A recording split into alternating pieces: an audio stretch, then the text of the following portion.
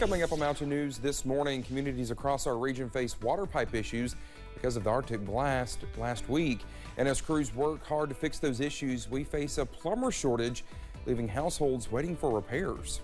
Dedicated to Eastern and Southern Kentucky, this is WYMT Mountain News This Morning. Good morning to you. It's almost 5 o'clock here on this Wednesday morning. I'm Dakota Makris. Let's head over to Brandon Robinson for a look at our forecast. And Brandon, there's no shortage of cold weather around here. So, although it is trending upward, so we're heading in the right direction for the next couple of days. And if you want to get that salt off your car and wash it, Dakota, today is the day for you and for several other folks as well. Let's take a look at those temperatures this morning as we head out the door. Teens, 20s, and 30s to start this Wednesday. 16 in Jonesville, the cold spot this morning. 32 Prestonsburg, Logan, Jackson, Hazard is the warm spot. So everybody kind of on a range this morning. A lot of low 20s, upper 20s, mid 20s. So a little extra on your coffee meter, maybe getting close to maximum where needed in those areas where it's a little bit colder this morning. Out the door forecast, I think most of us are going to be in the mid 20s to start your day. Maybe some upper 20s out there this morning and head toward the 50-degree mark later on. So either, however you want to look at it, a return to fall or a spring preview. Either way, it works. Dakota? all right, Brandon, thank you. Due to the recent frigid temperatures, many communities are facing issues with water service. In Floyd County, officials there say lines and meters have frozen and burst and left around 1,000 Southern Water customers without service. Floyd County Judge Executive Robbie Williams says it could take upwards of 3 days to restore the entire area's water service, but hopes to get a large portion restored by today. We're hoping that we can get a big chunk of that Southern Water can get a big chunk of those customers back operational tomorrow and back in water. Well, the judge executive also said most outages are in higher elevations of the county, and bottled water is currently being distributed at the old Wheelwright gym. Firefighters from Harlan and Sunshine Fire Departments were called to the Harlan ARH for what came in as a fire alarm activation Monday. When they got there and searched the building, they did not find any evidence of smoke or fire. What they did find, however, was a busted sprinkler system pipe that was pouring water into the basement. The two departments set up diversion dams to keep the water from spreading into nearby offices. ARH maintenance staff are now working on fixing that issue.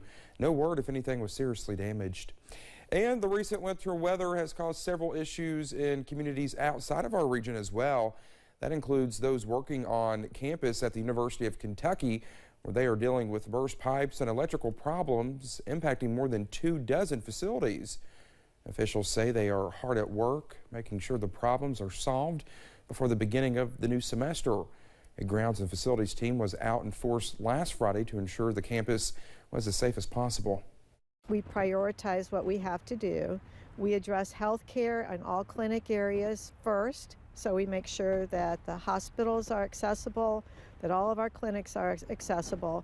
And then we kind of have a whole priority list that we go through. So we look at, in addition to that, we look at where research is taking place on campus and can we protect the research that's taking place. The beginning of the spring semester is set to start on January 9th. Officials say they plan to have all the facilities and buildings ready for students when they come back to campus. More issues are possible as the region warms up. Even with preparation for the weather, both commercial and residential customers have experienced plumbing-related complications.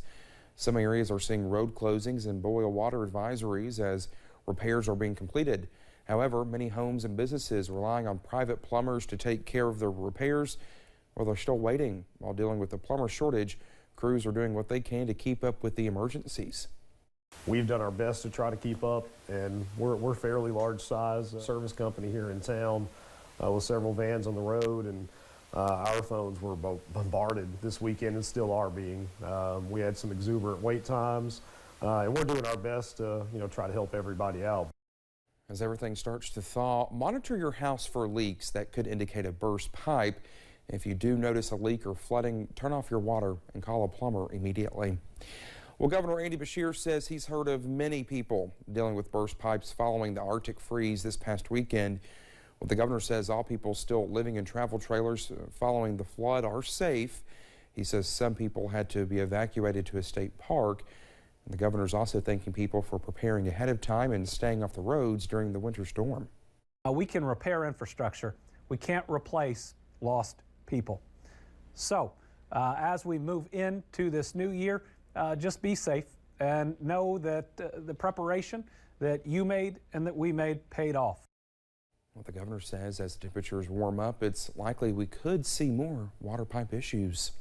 Well, July's flooding and aftermath claimed the lives of at least 44 Eastern Kentuckians. In a recent interview, Lieutenant Governor Jacqueline Coleman recalled the day following the floods. And she says what gave Kentucky hope was watching neighbors helping neighbors. She says the entire Commonwealth and country witnessed the spirit of Eastern Kentucky. Most of the stories that stuck with me are the ones where folks were explaining to me how they saved the lives of their neighbors or their family, and how they got to higher ground and were able to hold tight until someone was able to come rescue them. Well, she says the state will stand with Eastern Kentuckians until, quote, the job is done. We also discussed politics with the Lieutenant Governor, looking back at some of the big decisions made in Frankfort this year. We asked her about the controversial school choice law that was struck down by the Kentucky Supreme Court earlier this month. She says that bill would have hurt schools in rural parts of the state. A lot of that tax funding, the base is going to go to, it would have gone to Northern Kentucky, Louisville, and Lexington. And so I'm so grateful that the Supreme Court in Kentucky ruled that this type of manipulation of our tax dollars into the private sector is unconstitutional. Well, that bill would have allowed state money to be used to pay for private school tuition.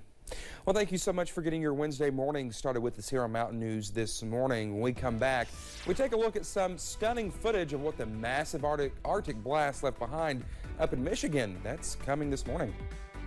And a return to fall or a spring preview, no matter what you call it, our temperatures are going to be above average for the next few days. The latest forecast in about 3 minutes.